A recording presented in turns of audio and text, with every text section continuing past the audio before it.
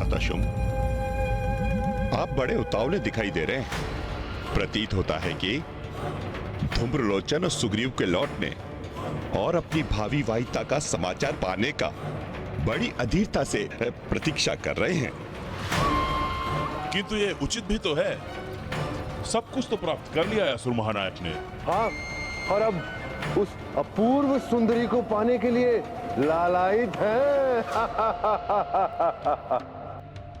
देवी शक्ति का क्रोध हमारे लिए महासंकट का रूप अवश्य ले सकता है।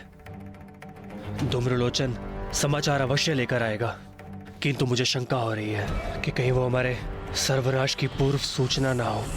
समाचार क्या होगा ये तो मुझे पूर्व से ज्ञात है। स्वर्गाधिपति असुर महानायक शुंभ ने पूर्ण सम्मान के साथ विवाह का प्रस्ताव भेजा है। उसे स्वीकार करना उस नारी की नियति है, किंतु यदि उस नारी ने मेरे प्रस्ताव का निरादर किया तो मेरे सैनिक उसका निरादर करेंगे, उसे खींचकर मेरे समक्ष यहां मेरी राजसभा में प्रस्तुत करेंगे। असुर महानायक शुंभ, आप बहुत बड़ी भूल कर रहे हैं।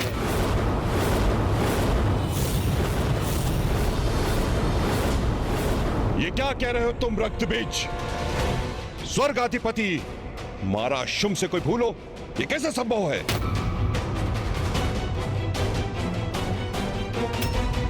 दृष्टता क्षमा कीजिए असुर महानायक। आपके सामने कितना कुछ घटित हो चुका है, किंतु आप उसे स्वीकार नहीं कर रहे। क्या घटित हुआ है मेरे समक्ष? हाँ रक्तबीज, जो भी कहना है स्पष्ट कहो। जिन देवी को आपने धूम्रलोचन और सुग्रीव को युक्ति अथवा शक्ति से यहां लाने का आदेश दिया है, उनकी शक्ति का आभास हमें बहुत समय से हो रहा है। स्मरण कीजिए, स्वर्ग की देवियों की रक्षा देवी की मूर्ति से उत्पन्न हुए मोतियों ने ही की थी।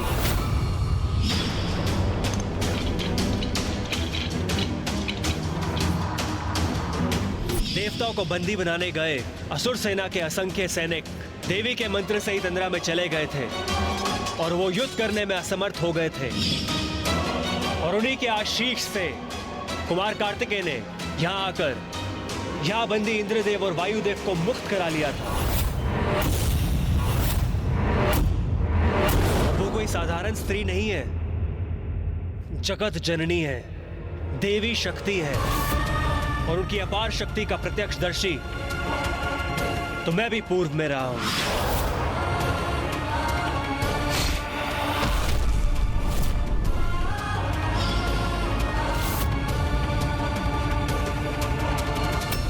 मेरे स्वामी असुर महानायक शुंभ ने तुम्हें विवाह का प्रस्ताव भेजा और तुम उन्हें युद्ध की चुनौती दे रही हो। इतना दुस्साहस तुम्हारा कि तुम मेरे स्वामी को इस निर्जन पर्वत पर आने के लिए कह रही हो, वो भी तुमसे, एक तुच्छ नारी से युद्ध करने। यही समस्या है नारी स्वभाव की। थोड़ा सा सम्मान क्या दिया तुम्हें, अहंकारवश अपना स्थान ही भूल गई। नहीं, तुम हमारे सम्मान योग्य नहीं हो। और अब मैं तुम्हें उस भाषा में समझाऊंगा जो तुम्हें समझ आएगी। ताड़ना की भाषा, उसी के योग्य हो तुम।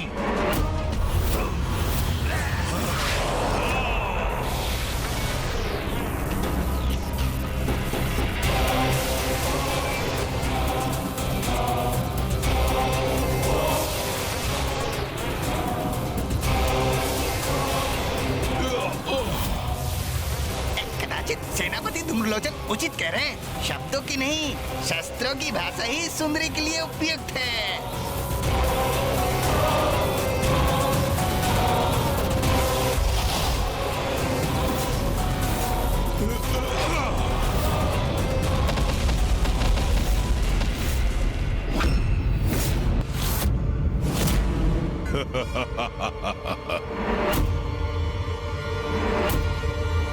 मैंने पूर्ण अवसर दिया था तुम्हें, किंतु स्त्री जनित मूर्खता के कारण तुमने वो अवसर भी गंवा दिया और सिद्ध कर दिया कि तुम यहाँ से बलपूर्वक ले जाने योग्य हो।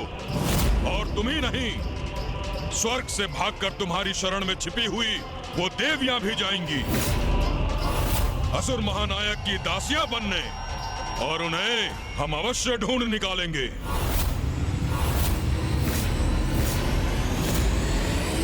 अब इन दुष्टों को माँ की शक्ति के बारे में ज्ञात हो जाएगा। दूत बन के आए हो तो दूत के अपने दायित्व का निर्वाह करो।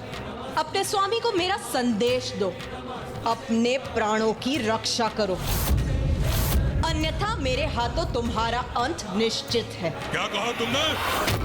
एक तुच्छ नारी मेरे प्राण हरेगी? मेरा सामना करना तो दूर, तुम्हारे लिए मेरे ये सैनिक ही पर्याप्त हैं। सैनिकों, आगे बढ़ो, बंदी बना लो इसे।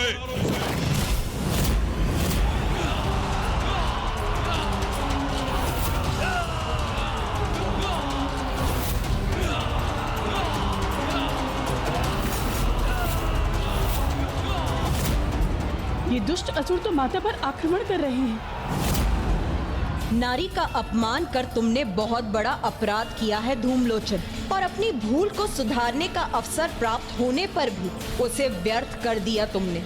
तो अब तुम्हें अपने अपराध का उचित दंड अवश्य प्राप्त होगा। पकड़ लो इसे, बंदी बना लो, पकड़ लो इसे, बंदी बना लो। अभी इसका दंभ खंडित होगा जब ये मेरी बंदी बनेगी, और इसके दुस्साहस के दंड स्वरूप इसे अपने साथ खींचता हुआ ले जाऊंगा मैं। हाँ। क्या था जो देव नहीं कर पाए? क्या थी उनकी लाचारी? क्यों उनकी लाज बचाने जागी उनके अंदर की नारी? देखिए ना, दर्शी रहे हो उसकी शक्ति के, अर्थात असुर महानायक शुंभ, आपका सेनापति नियुक्त होने से पूर्व मैं सर्वशक्तिशाली महाराज महिषासुर का मंत्री था।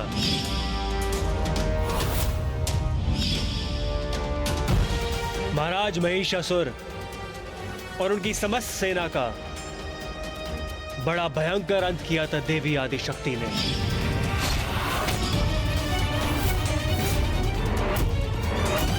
ये सब अनर्गल कथा सुनाकर हमें भ्रमित करने का प्रयास मत करो रक्तबीज।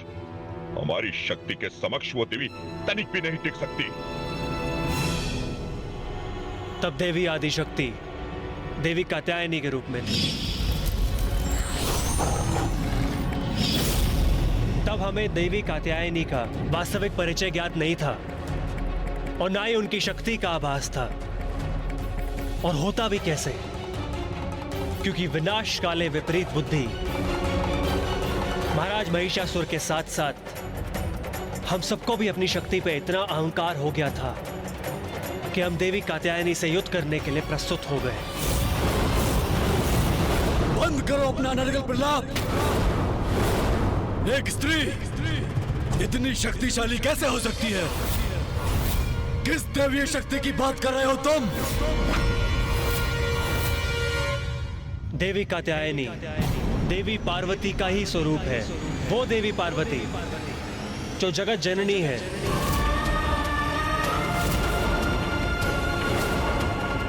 जो जगत पिता महादेव की अर्धांगिनी है, उन जगत पिता महादेव की पत्नी है, जिनसे वरदान पाकर मैं इतना शक्तिशाली बना हूं।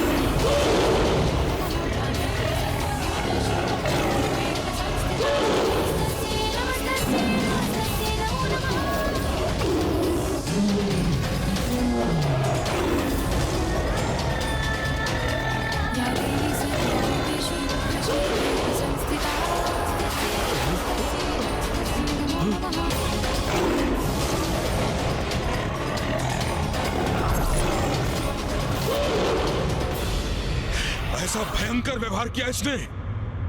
क्या कहा था तुमने? मेरे लिए तुम्हारे सैनिक ही पर्याप्त है। प्रतीत होता है तुम्हारे सैनिकों के लिए मेरा सिंह ही पर्याप्त है। इसकी उदंडता, इसका अहंकार असहनीय हो रहा है मेरे लिए। जाओ, तुम दोनों को यहाँ से सुरक्षित लौटने का एक अवसर और देती। जाओ और जाकर अपने स्वामी शुंभ को मेरा संदेश दो।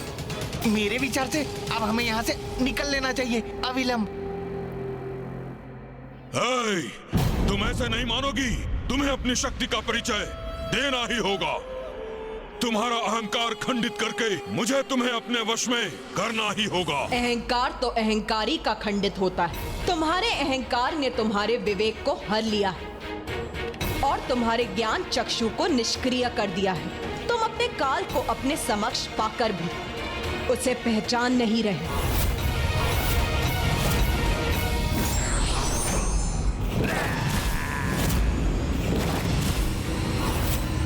किसका काल किसके समक्ष है ये अभी ज्ञात हो जाएगा।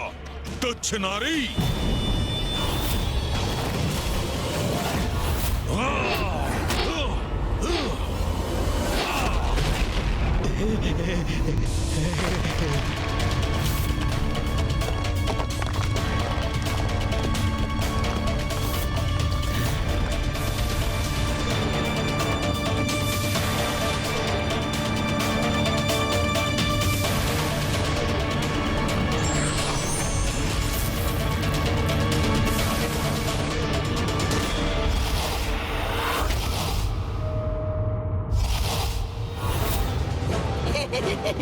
अद्भुत।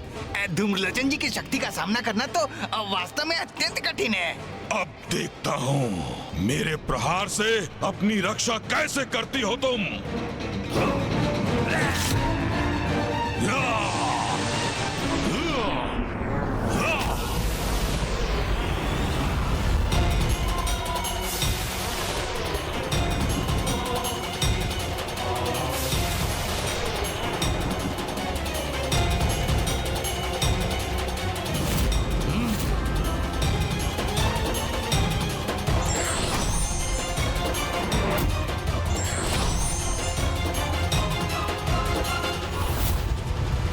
स्थिति इतनी बिगड़ जाए ये कहाँ चाहता था मैं तो विवाह का प्रस्ताव लेकर आया था। विनय पूर्वक संवाद कर रहे थे तुमसे, क्योंकि असुर महानायक शुंभ का विवाह तो आनंद का अवसर था। किंतु तुम अपने उदंडता से मुझे उकसाती रही। तुम्हारे जैसी अहंकारी और सुंदर स्त्री के लिए यही उचित है कि तुम्हें पालकी में नहीं खींच कर ले जाया जाए। चलो अभी से अपना राजसी विवाह यात्रा समझना। विचार, वचन और कर्म तीनों से ही निरंतर अपनी दुष्टता का परिचय दे रहे हो तुम धूम्रलोचन। तुम्हारे पापों का फल तो तुम्हें अवश्य प्राप्त होगा। अब अपने इस प्रहार से तुम्हें वश में करूंगा मैं।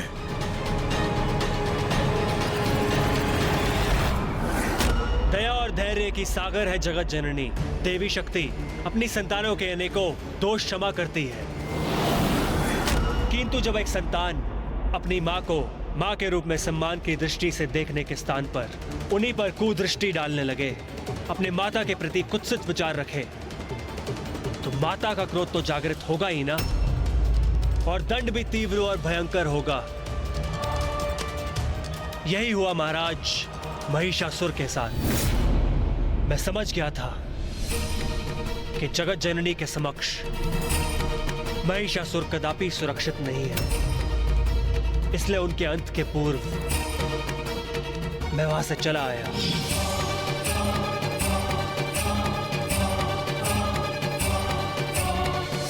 उस रणभूमि से मेरे पलायन के कारण ही मैं आज जीवित हूं, और महाराज महिषासुर और उनकी संपूर्ण सेना नष्ट हो चुकी है।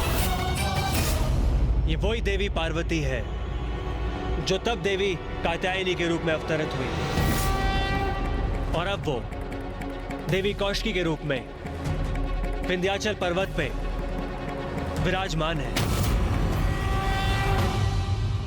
असुर महानायक शुंभ, आपने मुझे अपने सेनापति के स्थान पर नियुक्त किया है, इसलिए आपको उचित सलाह देना मेरा कर्तव्य है और मेरा सुझाव यह है कि आप जगत जननी की शरण में जाइए।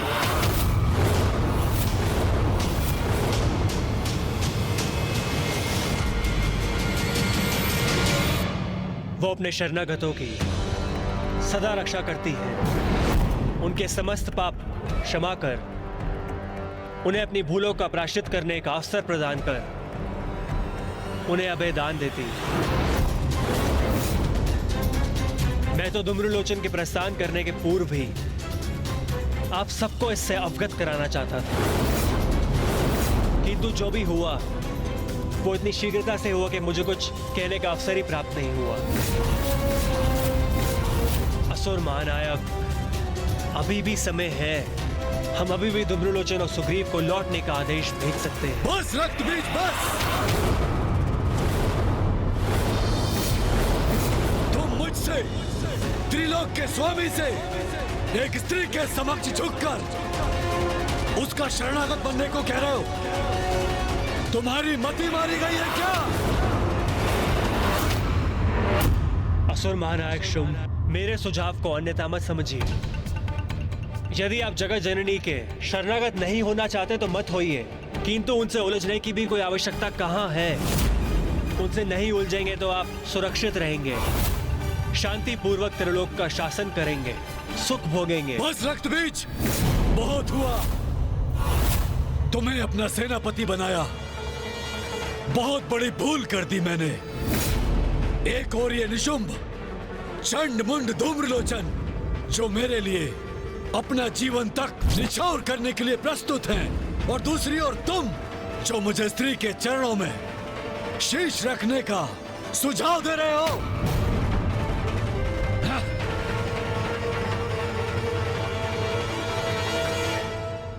मैं ये कैसे समझाऊं आपको कि मेरे सुझाव को स्वीकार करने में ही आपकी सुरक्षा निहित है महानायक शुंभ।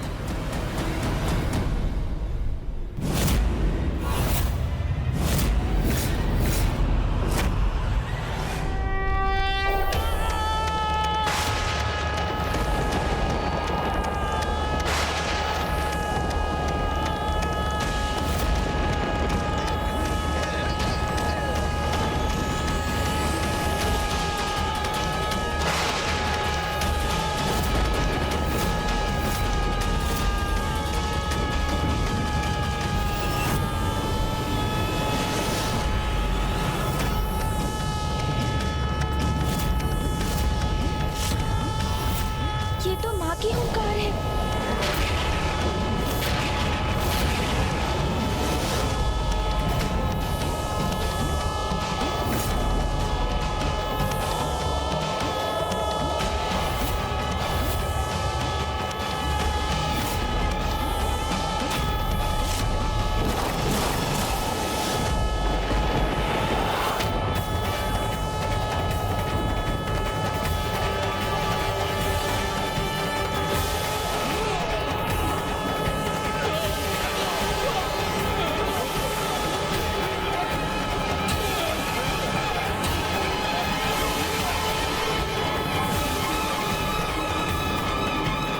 सेनापति धूम्रलोचन जी, बचाइए संकट से, अन्यथा ये हमें जीवित ही भस्म कर देगी।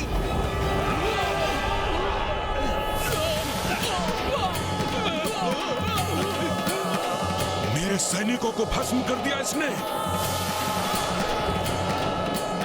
ये अग्नि की लपटें तो अब मेरी ओर ही बढ़ रही हैं।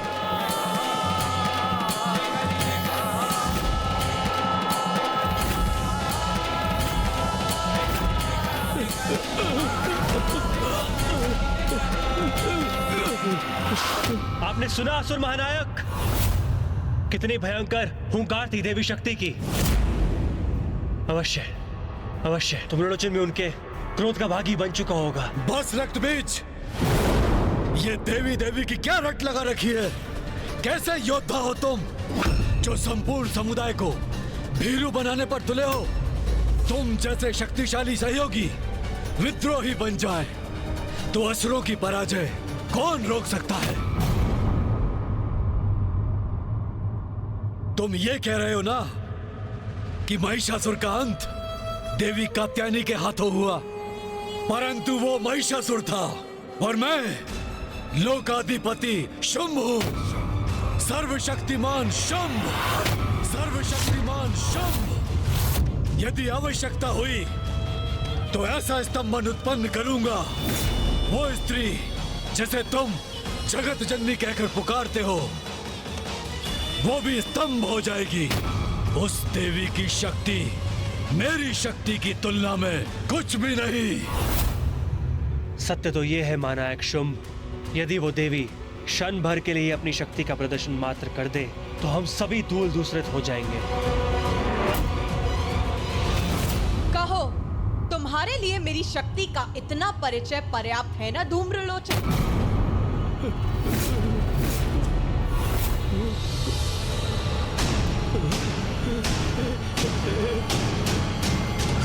मैं सुरक्षित हूं, भस्म नहीं हुआ मैं चाहती तो तुम्हें भी भस्म कर सकती थी, किंतु तुम तो मात्र एक दूत हो और एक दूत का अंत नहीं करना चाहती मैं। इसीलिए अब जाओ और जाकर अपने वीर असुर महानायक शुंभ को मेरा संदेश दो। बताओ उन्हें कि कैसे मैंने तुम्हें तुम्हारे जीवन से वंचित नहीं किया, सुरक्षित जाने दिया तुम्हें। तो क्या धूम्रलोचन जी ने अपनी पराजय स्वीकार कर ली? कदाचित यही उचित है, यहाँ से निकलने में ही भलाई है।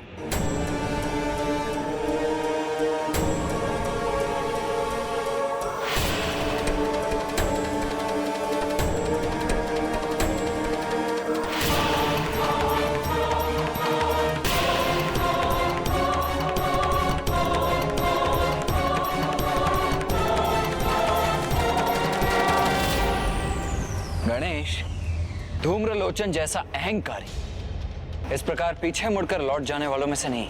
हाँ भैया, किंतु कदाचित वो समझ गया है कि इसी में उसकी सुरक्षा है।